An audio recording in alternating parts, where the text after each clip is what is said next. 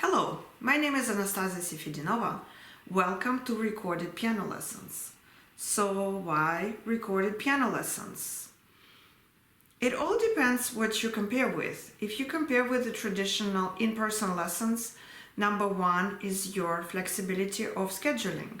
You can pick the best time for your child to take a new lesson or to review the old lesson. Number two, the material is all the same, whether you drive somewhere for your lesson or you let the child just watch the video. Number three, practice. We need the child to repeat certain activities and remember. If you let your child just watch the video again, the child is basically practicing. Just be careful, and I will repeat this again, not to use that word in front of the child. We call it repeat and review.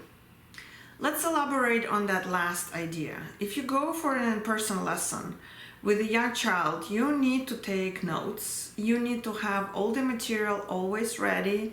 You need to bring it home, and you need the child to basically practice, right? Review and do it again and again.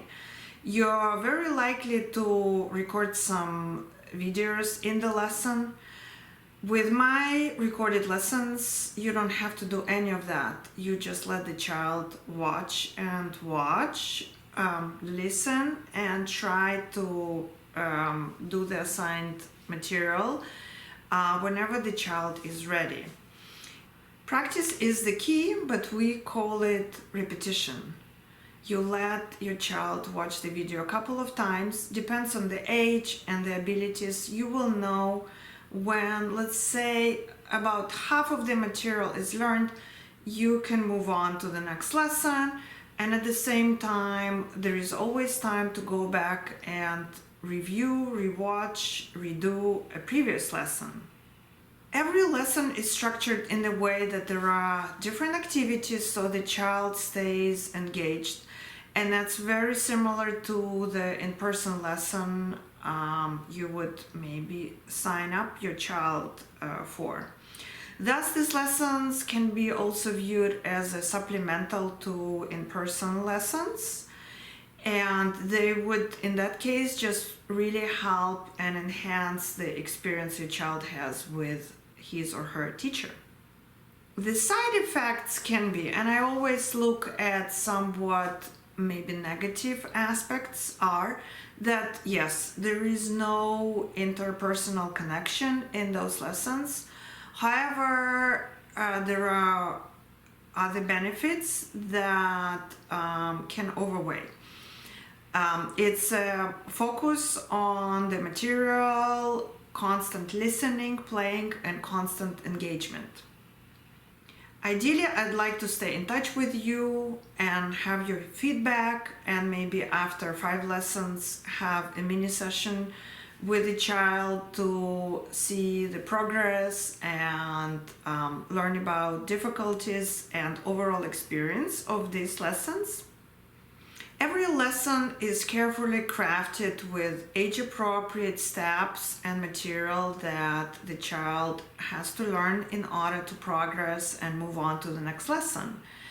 I mix up rhythm with physical activities, playing, understanding music, listening, clapping, and so forth. Your child in the very first encounter might not be engaged, and that's totally okay. I had kids come for an in-person lesson and be very shy and take time to even come to the piano, which is all very, very normal. So the online recorded lessons help you with that because you can just revisit again, or just let your child kind of listen to the lesson or watch a little bit, and you will see whenever the child is ready to go to the piano and experience some of the activities on his or her own, or with your slight encouragement, that will be the time the child is ready to learn more actively. The learning experience with us all is very often and just listening and watching. And if your child doesn't react in active playing and active clapping, active coming along doing things, that might say something about his or her personality. Maybe the child is actually taking deeper everything that he or she is hearing and watching and seeing. And this is a wonderful learning experience, and it will come long way. What you should do or not do before the first lesson. Number one, find a good time that your child is rested and introduce the first lesson. Don't set any expectations for your child. Just turning on the video and not necessarily putting an iPad on the piano. It can be somewhere on the couch. It has to be very comfortable, very casual place that the child get to know me in the video and get used to the structure, the activities, and maybe just watch for a couple of minutes and pause or stop. You will understand. It's a big moment for the child, so don't set any expectations, and don't expect the child to do all the activities right away. It is important that the learning is happening on the level of learning and not necessarily demonstration. Piano playing is a lot about demonstrating the skills, but the child for first few years has to really observe way more before we get real results of the skill and demonstration. Thus, be patient, please.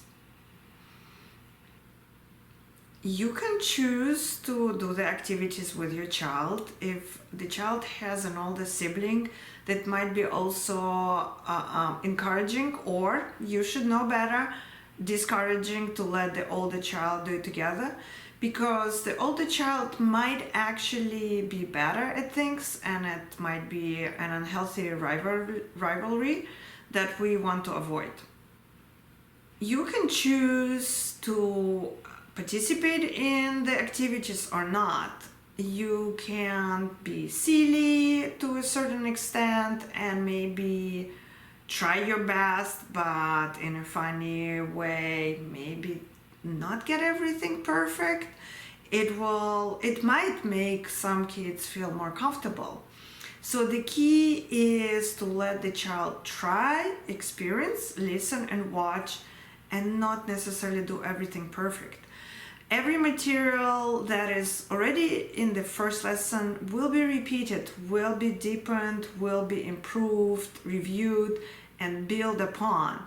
So certain activities are very child appropriate and maybe somewhat challenging, and that's a part of growing up and learning.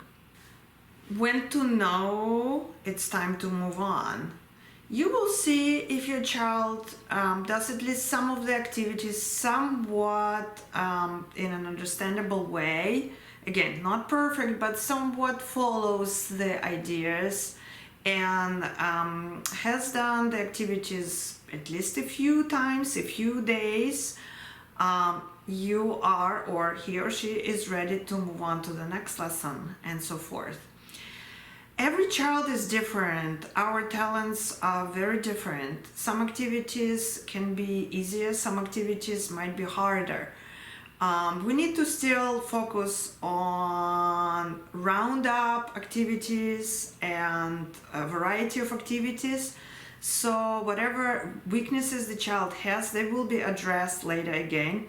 Whatever difficulties the child, or opposite, the talents the child have, they will be still worked on, practiced, improved, and addressed again. Based on your child's personality, The child might be shy to, let's say, clap or sing or play.